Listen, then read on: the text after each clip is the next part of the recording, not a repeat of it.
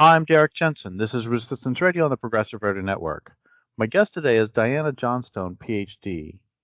A native of Minnesota, raised in New Deal, Washington, Diana Johnstone has spent more than half her life in Europe as a political observer and journalist, working for Agence France Presse, for In These Times as European Correspondent, and as press officer for the Green Group in the European Parliament.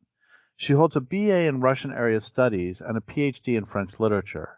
She's author of 3 books, including Fools Crusade, Yugoslavia, NATO and Western Delusions, and co-author with her father, Paul Johnstone, of From Mad to Madness, Inside Pentagon Nuclear War Planning.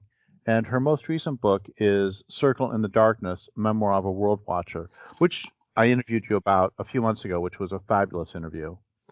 So first off, thank you for your work in the world. And second, thank you for being on the program. You're very welcome. So what I'd like to talk about today is globalization and the EU, and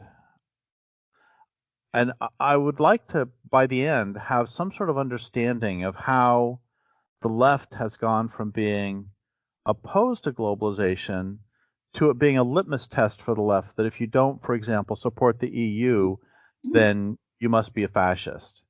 And that has confused me for decades now. So can we start with, say, a history of the EU?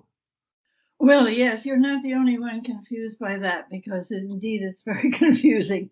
Well, the history, I don't know where exactly to start, because I'll be very politically incorrect and say that in a way, the European Union, you could see the beginnings of it in Nazi-occupied Europe, because you could almost say that there was a transformation from the Pax Germanica under Nazi occupation and the Pax Americana, because some of the people are even the same in the two cases, because the Nazi occupation of Europe was presented as a way of bringing Europe together against Bolshevism, and the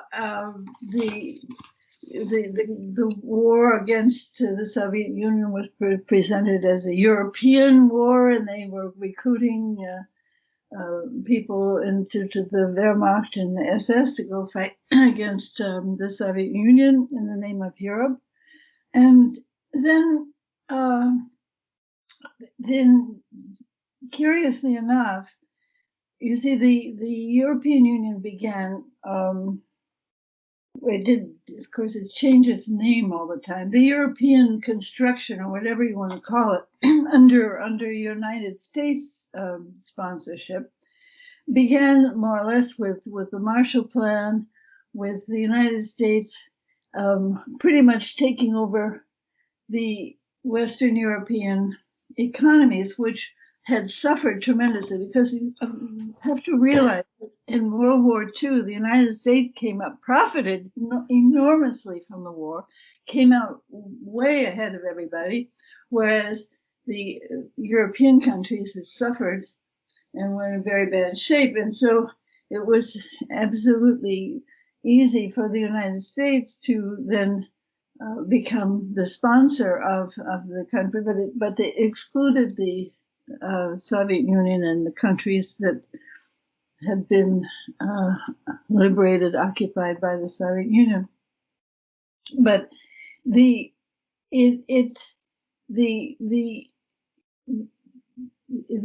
it began as a more or less your economic unity that was sponsored notably by a businessman, Jean Monnet. And you see, he's presented as the father of the European Union, one of the fathers. And it's very clear reading him that his idea of uniting Europe was, above all, to get rid of nations in a step toward world government. And of course, the United States sponsorship of this project always had the notion that they were going toward a sort of world government that naturally would be directed by the United States. I mean, that's just implicit in U.S. post-World War II policy. And the institutions were created first, the coal and steel industries brought together. And so behind this, initially, you had American sponsorship, and then you had the ideological argument, which was the argument that uniting Europe and getting rid of weakening nation states would bring peace. Actually, that was the same idea that the Nazis had, because they thought, weaken the nations and have German peace. Germany would bring peace after it won the war.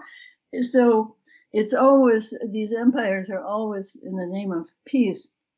And the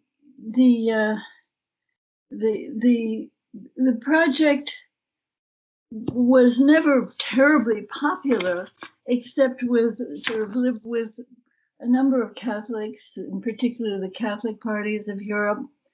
We're thinking of the Christian origins of European countries as a unifying idea, and various liberals. But it was sort of an elite idea of getting it never had much popular support, but it didn't have much the popular opposition either, because they just wasn't that big an issue for a long time. And it's really been an institutional takeover, much more than a political movement. It's the institutions have grown and created this thing without ever really there being a popular impetus behind it. So what year, when you're going through this history, what year are you up to now about, or what decade? Well, look, in the late 40s, you had the Marshall Plan, you had the beginning of well, actually, the first treaty is the Treaty of Rome, was signed in March 1957 and came into effect January 1st, 1958. That's the beginning of the European Economic Community, and that was only France, Germany, Italy, and the Benelux countries. That is to say, the Netherlands, Belgium, and Luxembourg. So it was 6 countries, and the idea was this common market. But in fact, it very quickly, rapidly has moved from being a common market to being an open market. And that's why I say it is going much, it didn't so much bring these countries together as it has opened up their economy, so that, in fact, this process has gone on and on. And of course, now there are 27 members, without Britain, which came in and left.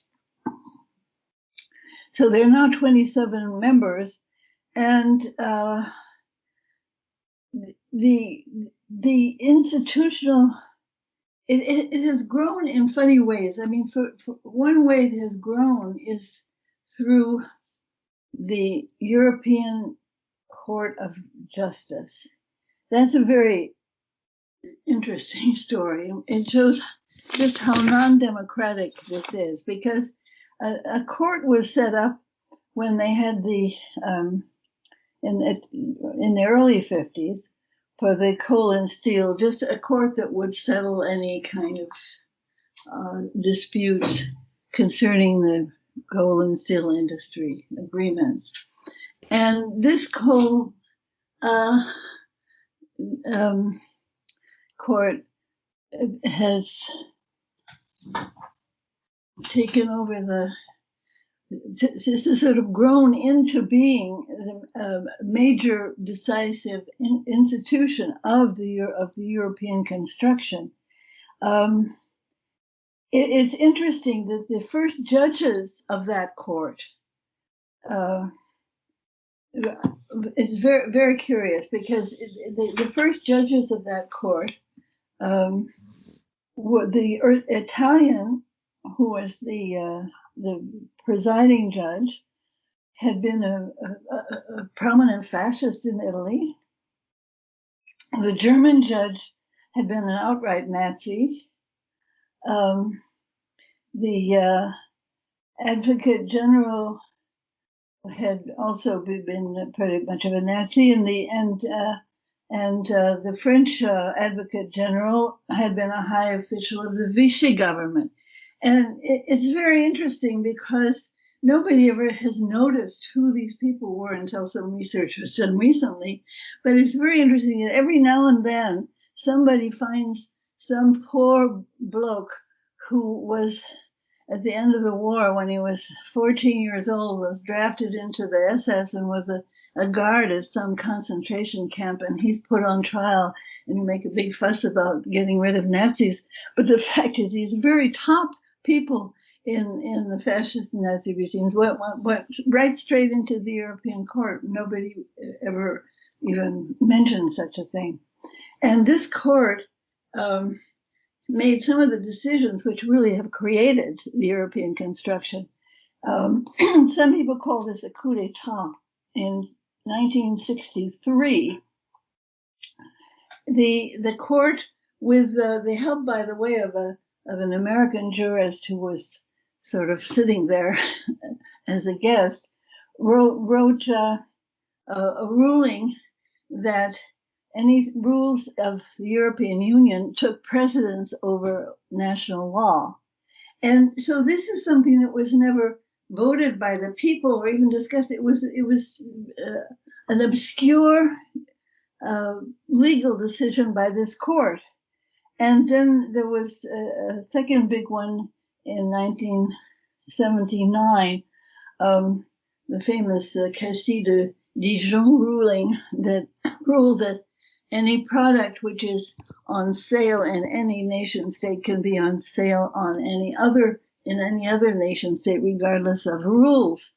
And so these were rulings which I say some commentators call a coup d'etat, which in fact eliminated national sovereignty and establishing the superiority, legal superiority of the European community, now European Union. And there's no court of appeal to this European court. Anybody can go to that court, and it's of course been equipped, being the people who are very eager to have European unity, who are never elected, who are unknown to the public. And this is a major way in which the European Union has grown to be the powerful institution it is now. So you said that there wasn't a lot of opposition to it. Can you sort of give us a parallel history? You've done a wonderful job of a history of the Union itself, and can you give us a parallel history of whatever opposition there was to it? Well, a lot of the left in Europe was opposed to it because in those early days, there was a left. There was a left. There were the British Labourites. There was the Communist parties, and they saw quite clearly that all of this construction was very much favorable to capitalism and not to workers' organizations and so on. It was clearly a project that what was anti-national and and pro-capitalist, and then there was also there was some opposition. It was the sponsors of it came from what you call the center, this famous center, which is always there, of the conformist part of the political spectrum. And in Germany and Italy, it was especially the Christian democratic parties, which were very powerful after the war. And in France, the centrist parties, which were somewhat Christian Democrat but more socialist, etc. And de Gaulle was wary of this because of the national sovereignty issue. So the Gaullists and the communists, although they were opposite in many ways, on the opposite sides, were both coming out of resistance quite patriotic and quite concerned about French sovereignty and French people's capacity to make their own decisions. And so there was opposition in France from both these, not total opposition, not like saying we mustn't have anything to do with it, but let's keep it limited. And since there was this political desire to keep it limited, that's one reason that the way it got unlimited was by legal judgments that nobody's paying any attention to. So that just sort of went right past any political opposition when the courts do these rulings. And that's why I insist that the construction was done for basically for a long time more by the court than by any political visible political decision. So, no, I'm sorry. Go ahead. No, that's okay. I can elaborate on the particularities of this, but I think there are various stages in the development of this union. Maybe you should ask some questions here because. Well, I would. I guess a couple of things. One of them is I would love to hear a little bit more about the stages in the development, and then I would love to hear. I guess, have there been really serious through that process? Were there any groups who were extremely serious about opposition to the EU?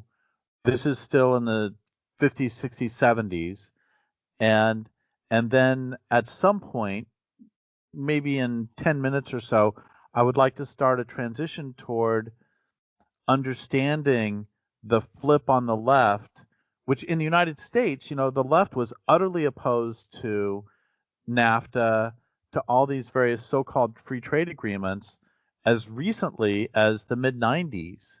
And now, if you oppose free trade agreements, I mean, that's going to be the nub of it when we get there in a while, is that flip on the so-called left, where they went from really being opposed to this to supporting it. And actually, another thing, before we go there, I guess what I'd really like to ask first is, can you be explicit about what these open markets do to especially small farmers, small artisans, small to small local or regional businesses, or I don't want to say the word businesses, but regional,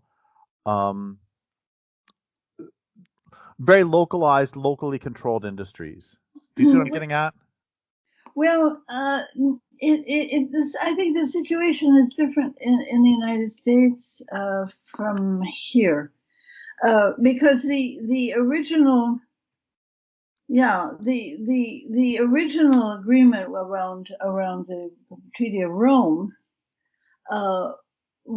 was a sort of deal between the French and the Germans, where they would have, because basically this construction has always been very helpful to German industry, and the French got the deal that they would have something that would be good for French farmers, although the help to the farmers tends to go more to the bigger farmers, that's for sure.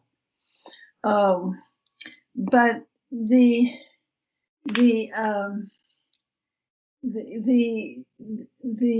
opposition of open markets is not just. I think a big problem of the European Union is its emphasis on competition. I should talk sometime about these commissioners. It's quite comic. I mean, the commission has 27 commissioners whose responsibilities are very vague and overlapping, because it has to have 27 countries. Everyone has to have a commissioner, and it's not too sure what they're for. But the problem of competition is that it attacks, in particular, public services. Now, you see, public services are really a major item in the redistribution of wealth. They're a fair type of redistribution of wealth, because if you have good public services, they're open to everybody, so they're equalizing. And that's in transport and communications and so on. And an aspect of the obsession with competition in the European Union, which I think you have also, it's capitalism, is to say that you must have competition for public services, so that the state cannot have a monopoly. You have to open them up. And this, in fact, has very complicating, it tends to raise the prices of things, contrary to the idea that it make it cheaper. It tends to cause complications. If you have the railroads and they're competing, somebody's in charge of keeping the tracks, and then you have them competing with each other, and it tends actually to weaken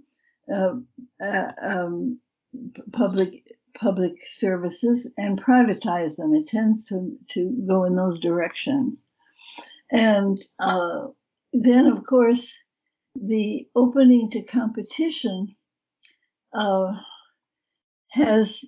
it isn't even the little ones that suffer, it's the big ones. It's the case of, well, this is Alstom, which is a major in French industry, which was put under pressure from the United States government, and then purchased by General Electric, which takes a good part of French in energy independence outside of French control. So you're also denationalizing by this competition business, and it's not just other Europeans that buy.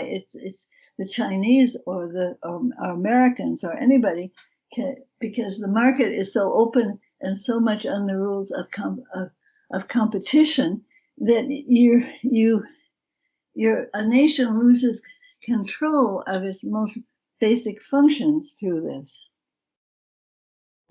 And I remember in my early 20s suddenly understanding that as a major problem of globalization, if you care about, for example, national security. And I suddenly understood the importance of, for example, having local control or regional control or national control over, for example, national food systems, and not having that controlled by by some economic entity. Oh, here's an example: is in the United States, a lot of mining on public lands is done by foreign companies, and so foreign companies are destroying the desert of Nevada, for example. And the same thing will happen in Bolivia with companies from Japan or the United States. And that, as much as I think it's horrible to destroy the desert of Nevada, I think it makes it even worse when it's done for those who have absolutely no stake in the local economy or the local. It's just colonialism again. Well, that's exactly right. I mean, that's now you're getting to that is exactly the point, because this the whole ideology has been built up. And when I say ideology is built up, you say, well, who does it? Well, I'll tell you who does it. The West is absorbs an enormous, you could say, entertainment industry, which is also an ideological industry. And they preach certain things. They preach that immigrants are good and that the borders are bad and nationalism is terrible, etc. But here's the point. I mean, it used to be when you cared about your country or your land, you wanted to defend. We don't want war, but if necessary, we'll defend our territory, our borders, right? Our territory that we care about. Now, the idea is we defend our values, and our values are anywhere. They're in Syria, they're in China. We may have to have war to protect our values absolutely anywhere, but we're not protecting our territory, our country anymore. That is wide open. And it's true that, people who live there and who can care about the environment, about the surroundings, more than some multinational mining company that comes in. That's just in the nature of things. So this anti-nationalism is extremely good for international capitalism, international finance, and it cares nothing at all about people there where they live. In fact, if things get bad, they're supposed to go somewhere else. And how has that? And at one point that was, and let me know if I'm incorrect. At one point that was not only a local position, but that was also not infrequently a leftist position, because it was the capitalists who wanted the open access to everything, and the open access to labor moving in to drive down local labor prices. And can you talk about that transformation of the left, if I have it correct, from opposing this to supporting it? Absolutely, because I remember, in fact, when I started to work with the European Greens in '89, I remember having meetings, in fact, of Greens. They've changed completely, but where precisely you were concerned, I mean, environmentalism was also on the left, because you were concerned about people living where they were and their environments being destroyed, etc. And now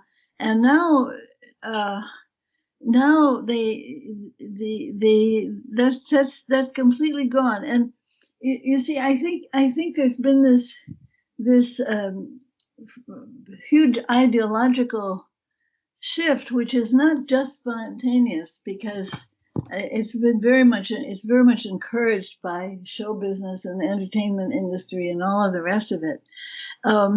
You see, back after the Vietnam War, and you're concerned about the third world people, the third world people being liberated in their own countries and building their own countries.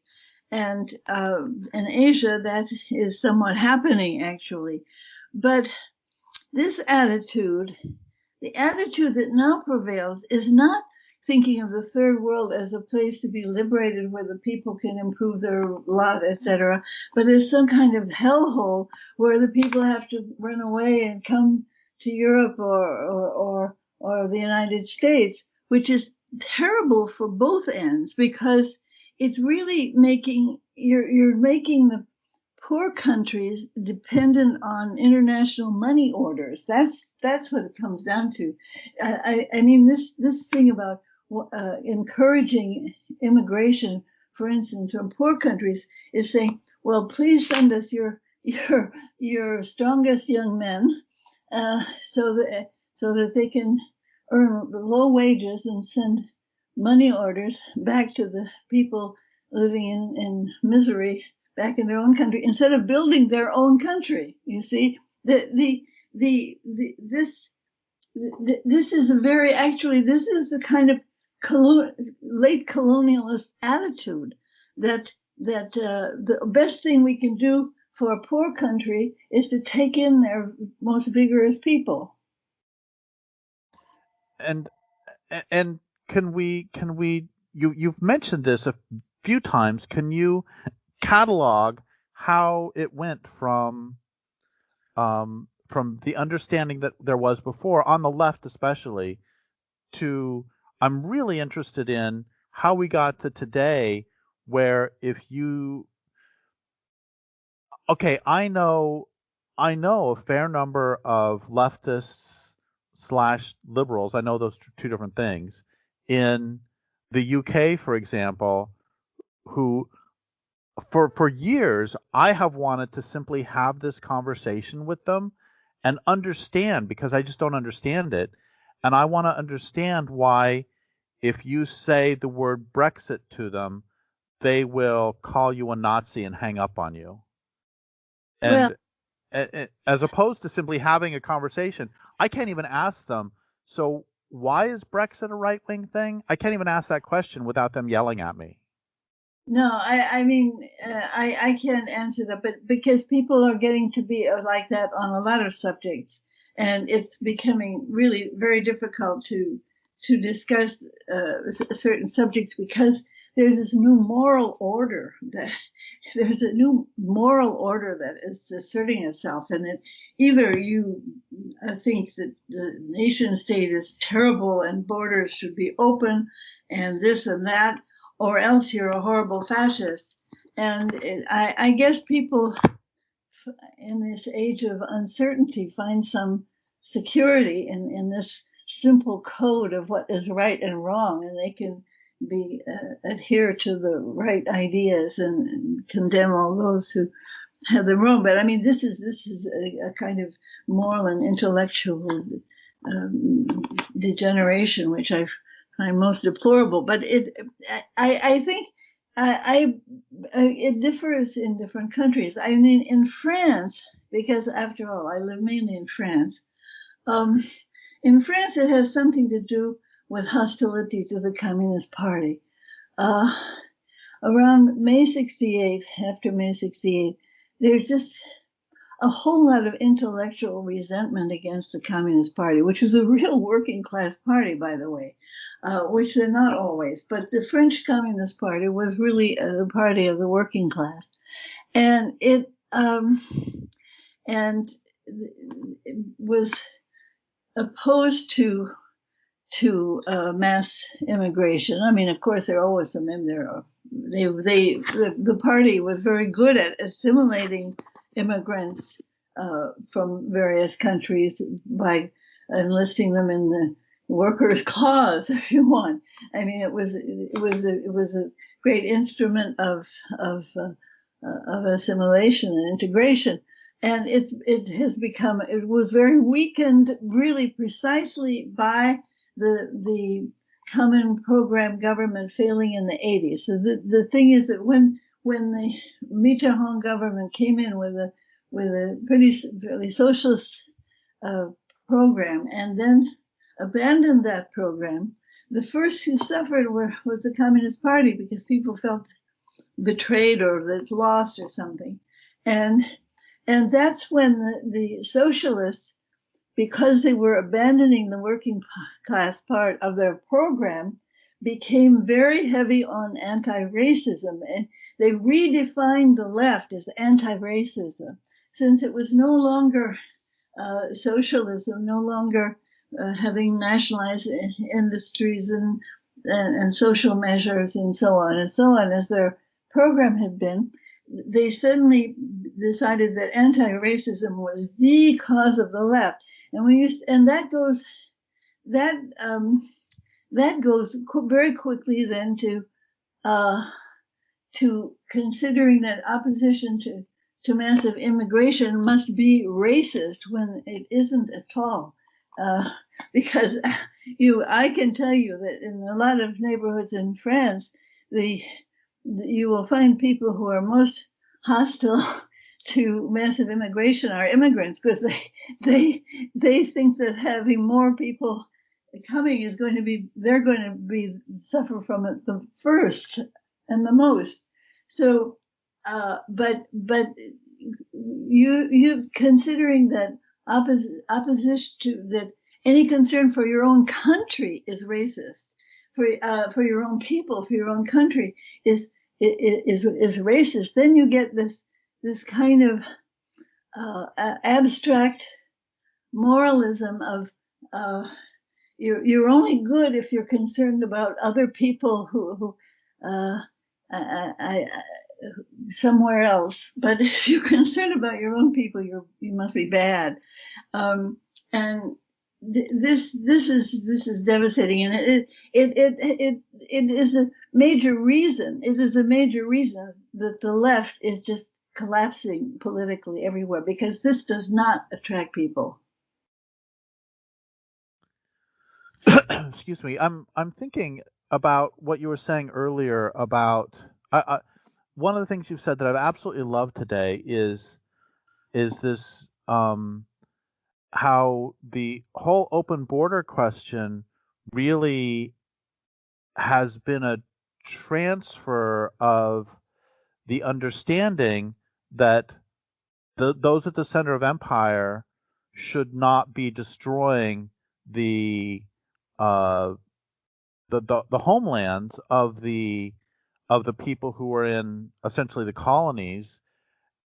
It's a tacit acceptance of that primary damage, which causes them then to flee their own country. And I'm thinking about the opposition to NAFTA, and in the United States, and part of the opposition to NAFTA was that everybody knew it would destroy subsistence farmers. In the massive influx of corn from Iowa would destroy subsistence farmers in Mexico, which is precisely what it did. Exactly. I thought about that. I visited Mexico very, very long ago, and I was just fascinated by it's a big country, and you have really distinctive cultures from one place to another, and this free trade stuff just destroys that. It ruins all of these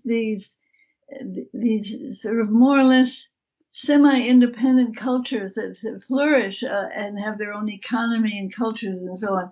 And instead, you have these big crops coming in, and it completely it just wrecks the way of life, and it does in both directions. So I think it should be an absolute law that you start out, you produce what you need, and if there's something left over, trade it, right? But you don't start with the idea that what you're making things in order to trade. You see, that's completely backwards, and that's the ideology that's been imposed. You produce stuff in order to sell it somewhere else, and maybe there's nothing any left for you at the end, or not enough. So the whole globalization thing is screwed up. So we have about 7 or 8 minutes left, and Um, I'm wondering if you can talk okay, so I've been having some conversations with some people in various parts of, especially Eastern Europe, who they're kind of conservative, but they're certainly not, Nazis. They're not fascists. They're fairly conservative, but we have wonderful conversations, and these people are very strongly opposed to the EU uh, because of what it does to national sovereignty and what it does to local culture. And can you talk about the spectrum of the state and spectrum of current resistance to the EU, going from including the the people who would be classified as neo-Nazi, and including people who would be sort of right wing, and including whatever opposition there is on the left. Well, I don't like the category about Nazis because, or fascists or this or that, because except in certain places like Ukraine where they're open Nazis, you really don't find that much around anymore. That's a historic phenomenon that belongs to the past. But you have a lot of conservatism in Eastern Europe, but you have a lot of aggressive leftism of the cultural type coming from the West. It's sort of there's this new sort of aggressive wokeness that is going to be the latest excuse for us to change the world, because we've got to make everybody as woke as we are, and in Eastern European countries they tend not to be. But the difficulty is, of course, the Eastern European countries were subjected to Soviet domination. They don't like the idea of having the domination from the West, but on the other hand, there's the money, and the thing is that there is money that flows to these new countries that, or right now to Italy. I could talk to you about Italy just now. It's amazing what's happening in Italy, because it was very, very strong opposition to the European Union growing in Italy. We could almost say that that's the country where opposition to the European Union would come to a boil, because Italy suffers a great deal from being in the euro, since the currency does not suit their economy and so on.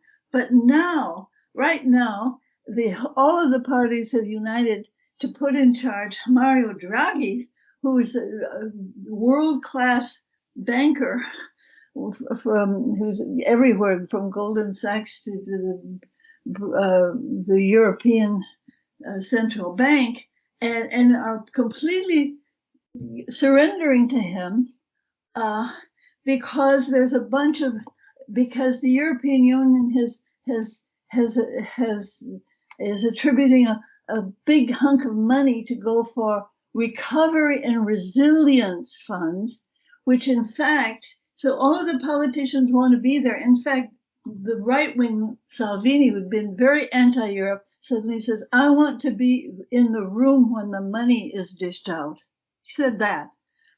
And so they're all gathering around because there's money coming in. And that money is going to be directed toward development of digital economy, artificial intelligence, and the military.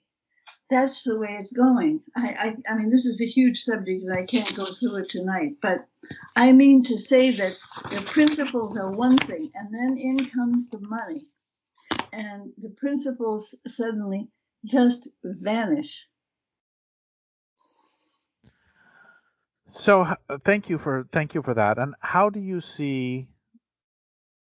I know that the crystal ball is always cloudy, but how do you see the EU playing out over the next 10 or 15 years? Do you see there being more countries leave, or do you see it strengthening its centralized power, or what do you see? Well, it doesn't really. I mean, neither one. For one thing, you have to realize that Britain leaving is not a good test case for anybody else, because in a sense Britain was never in. The British were always hostile to the European Union. When they were in for opportunistic reasons, they never really believed in it. They don't like having all the rules, and the real reason, I mean, the real opposition to the European Union in Britain is quite simple and democratic. They are used to having their own parliament decide for them, and they don't like having Brussels decide for them. It's very, very simple. It doesn't take any fascist tendencies or even anything to do with immigration. British have never liked having Brussels set the rules for them. So that the fact that they left is really an expression of the British national character. But other countries don't have the same history, and it's not easy to get out. There are quite a number of politicians in France who would like to get out, but they are isolated, they rival with each other, and you don't have any kind of consistent movement. That's the problem. So on the other hand, Europe is not really strengthening. It's not doing well with Europe. It's not doing well with the economy.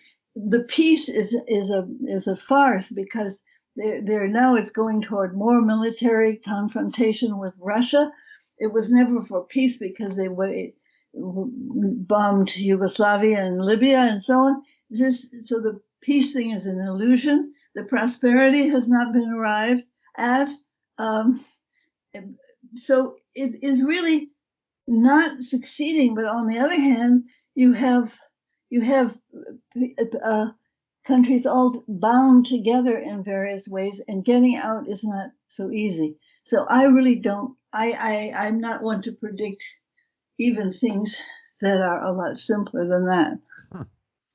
So I guess I have two more questions. One of them is, so I have a friend, a good friend from Romania, who grew up back when it was communist, and she said that the communist regime was really horrible and hated, and she said that the collapse of the communist regime and the westernization of Romania has also, both of these are true, has also been a complete disaster. And the forests, where the environmental destruction has really increased. The people she knows, at least, were they were, the way she puts it is, they were unhappy before, and now they feel even less happy. And I have spoken with some other people from Eastern Europe, and that has also been the case, that they feel like there's been a lot of colonialism from the West. Yeah, well, that's right. Of course, it varies from country to country. I mean, these countries are not all the same. And Romania had, I think, a particularly unpopular government.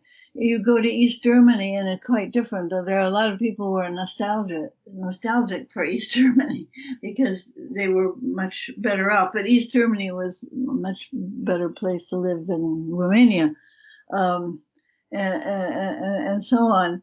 But